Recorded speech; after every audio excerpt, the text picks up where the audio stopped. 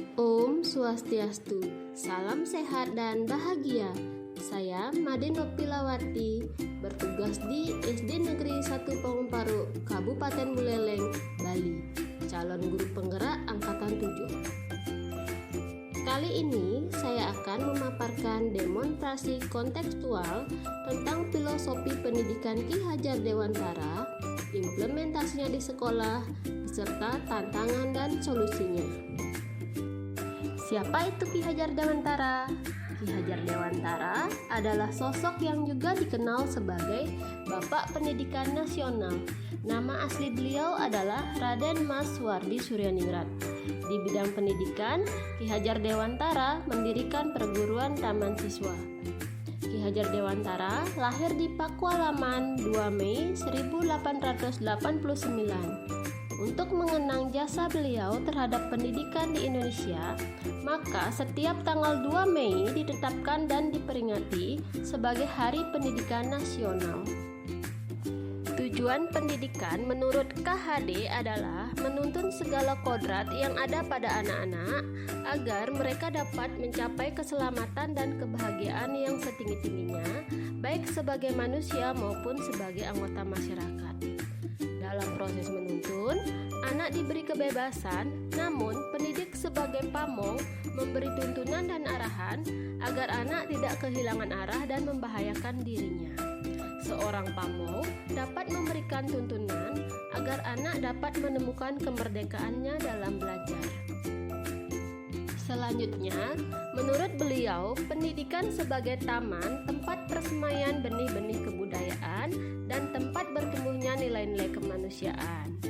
Sementara pendidik adalah petani atau tukang kebun yang fungsinya menuntun tumbuh atau hidupnya kekuatan kodrat yang ada pada anak agar dapat memperbaiki lakunya hidup. Anak-anak ataupun siswa seperti benih padi yang disemai dan ditanam oleh petani di lahan yang telah disediakan. Petani hanya dapat menuntun atau merawat tumbuhnya tanaman, memberi pupuk dan air, memperbaiki kondisi tanah, dan membasmi hama yang mungkin mengganggu. Sebagai pendidik harus bisa melayani segala kebutuhan anak dalam belajar, tentunya dengan tidak mengesampingkan kodrat alam, kodrat zaman, dan budi pekerti anak itu sendiri. Filosofi pendidikan Ki Hajar adalah student center. Istilah yang beliau pergunakan adalah berhamba pada sang anak.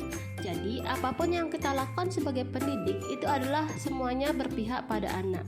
Seperti halnya pada 3 semboyan beliau yang terkenal sampai sekarang, yaitu Ing ngaso sung tulodo, yang artinya di depan memberi teladan, Ing madio mangun karso, di tengah membangun semangat, Tuturi handayani, di belakang memberi dorongan.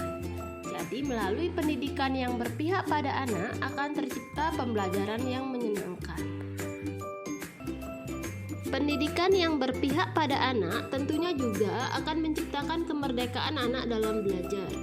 Seperti halnya impian besar dari Ki Hajar Dewantara, yaitu membawa anak Indonesia untuk mencapai kemerdekaannya dalam belajar.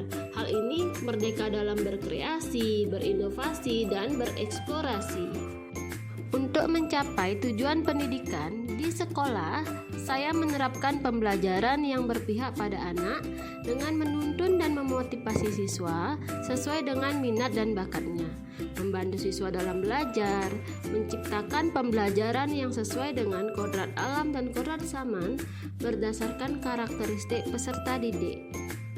Sebagai seorang pendidik, tentunya pernah menghadapi tantangan. Tantangan yang saya hadapi adalah yang pertama, siswa masih pasif dalam pembelajaran, kurang kreativitasnya, serta rendah motivasi belajar. Yang kedua, karena lamanya pembelajaran daring, sopan santun siswa berkurang. Yang ketiga, pengembangan keterampilan belum maksimal. Solusi dari tantangan yang saya hadapi adalah yang pertama, menciptakan pembelajaran yang sesuai dengan minat, bakat, dan gaya belajar siswa sehingga dapat menggali keaktifan, kreativitas, dan keterampilan siswa. Yang kedua, secara konsisten sebelum masuk kelas, siswa berbaris di halaman sekolah. Siswa diberikan kuis yang menjawab lebih cepat bisa masuk kelas lebih dahulu. sehingga siswa yang lain termotivasi untuk belajar agar bisa menjawab kuis tersebut. Yang ketiga, berbaris sebelum masuk kelas dan pulang sekolah. Keempat, menerapkan tegur, senyum, dan salam. Yang kelima, membuat kesepakatan kelas tentang sopan santun dan tata tertib di kelas. Setelah mempelajari filosofi pendidikan dari Ki Hajar Dewantara, saya mengerti bahwa tugas sebagai pendidik bukanlah perkara yang mudah. Maka saya akan terus belajar dan mengupgrade diri agar menjadi lebih baik lagi. Sekian pemaparan saya, terima kasih, salam sehat dan bahagia.